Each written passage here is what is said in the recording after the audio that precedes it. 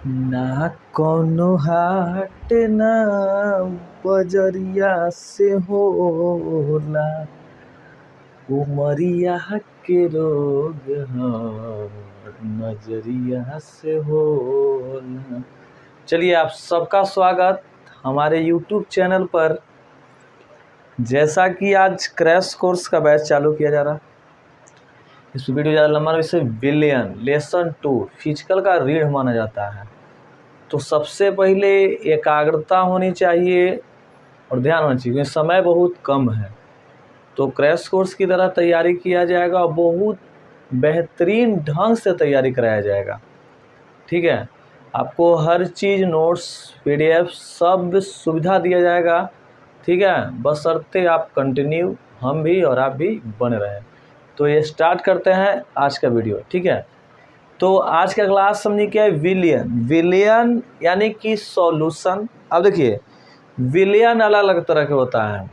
जैसे कि अगर हम घर पे शरबत का इस्तेमाल करते हैं, तो शरबत पीते हैं तो उसमें चीनी होता है और पानी होता है, दोनों मिला देते हैं तो समांगी हो गया। या जो बेवड़ा होता है, जो तब पियकड़ कर देता हूँ, डोलित रहेगा, डोले डोले डोले। ठीक है, तो ओकरा में अगर कहेंगे कि आपको सीमित मात्रा में दारू पीना है पैक, तो कोई बहुत बड़ा पियक्कड़ होगा, है ना, तो थोड़ा सा कम पानी लेगा। तो वो नहीं है, जिसमें समान संगठन हो। ठीक है, जैसे तय है कि हम अगर 1 लोटा पानी को घोलते हैं, उसमें 1 मुट्ठी चीनी चलेगा। ठीक है, कोई ज़्यादा पिए वाला है, तो वो अलग अलग तरह के हमने के विलियन हैं। तो लेट्स स्टार्ट। देखिए, सबसे पहले कहता है विलियन, तो 2 या 2 से अधिक पदार्थों के समांगी मिश्रण को हम लोग विलियन कहते हैं। 2 या 2 से अधिक, 3 भी हो सकता है ना। तो 2 या 2 से अधिक पदार्थों के समांगी मिश्रण को हम लोग क्या कहेंगे, तो विलियन कहेंगे। समझ में आ गई बात।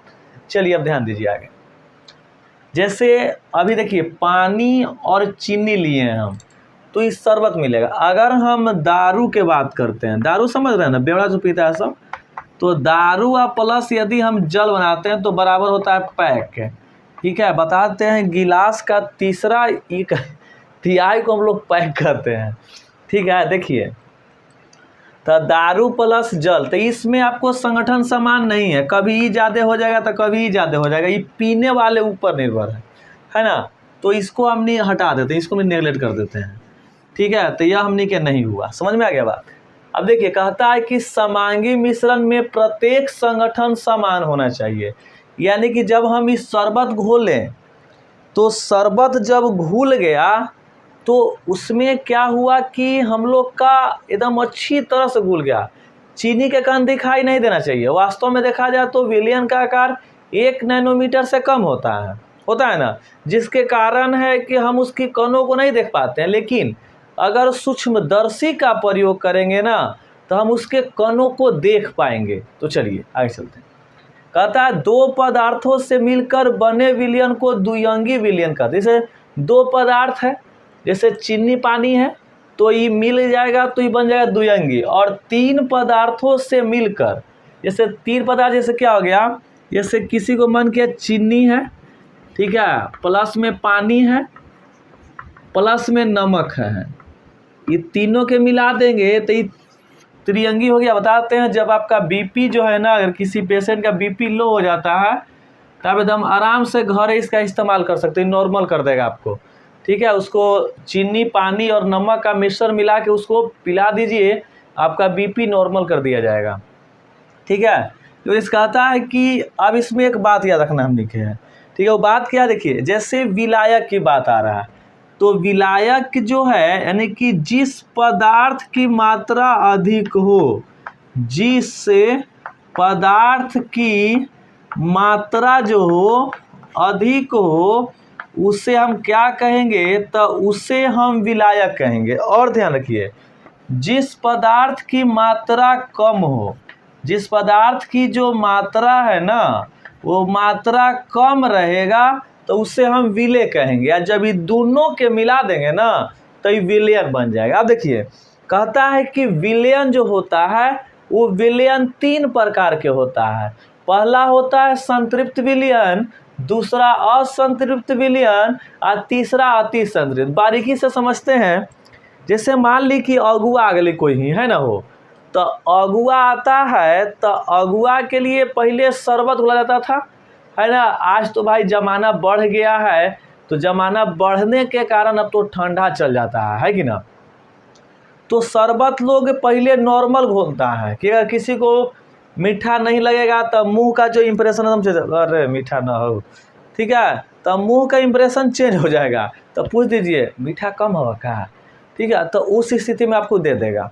ठीक है, देखिए तो संतृप्त विलयन कहता क्या है ना, कि जिसमें निश्चित दाब और ताप पर विलय की और मात्रा, विलय की और जो मात्रा है उसको हम नहीं घुला सकते, विलय की जो और मात्रा उसको हम नहीं घुला सकते हैं, तो उससे हम क्या बोलते हैं, संतृप्त विलयन। ठीक है, और फिर यह रखना है कि हमको है असंतृप्त, यानी कि इसमें होगा कि विलय की मात्रा, है ना, इसमें हम क्या कर सकते हैं, तो विलय की मात्रा और घोल सकते हैं। ठीक है, तो विलय की मात्रा को जब हम और घोलेंगे ना तो वो बन जाएगा असंतृप्त विलयन। क्या बनेगा, असंतृप्त। अति संतृप्त क्या है कि जिसको हम विलायक के कण को क्या करेंगे, बढ़ा देंगे। ठीक है, और तब क्या करेंगे, हम विलय को मिला देंगे, तो वैसे जो विलयन बनेगा वो कहलाएगा हमने कि अति संतृप्त विलयन। अब तीनों के परिभाषा जानेंगे ना, चला देखा। जैसे संतृप्त विलयन है, ठीक है, यानी कि निश्चित दाब पर विलय की और मात्रा को नहीं घुलाया जा सकता, ठीक है, तो उसे बोलेंगे संतृप्त विलयन। समझ रहे हैं ना। फिर असंतृप्त है, यानी कि विलय की मात्रा को हम घुला सकते हैं, उसे बोलेंगे असंतृप्त। अति संतृप्त यानी कि जब विलायक की मात्रा को बढ़ाएंगे तो विलय और क्या कर सकते हैं, हम उसको घुला सकते हैं, उसे बोलते हैं अति संतृप्त विलयन। देखिए आज के टॉपिक्स क्या था, हमने विलयन के बारे में था, विलयन के प्रकार था। आशा करते हैं आपको समझ में आया। तो चैनल को सब्सक्राइब करें, लाइक करें, शेयर करें। ठीक है, तब तक आपसे मिलेंगे नेक्स्ट टॉपिक के साथ, है ना, इसके बाद वाले। तब तक के लिए जय हिंद।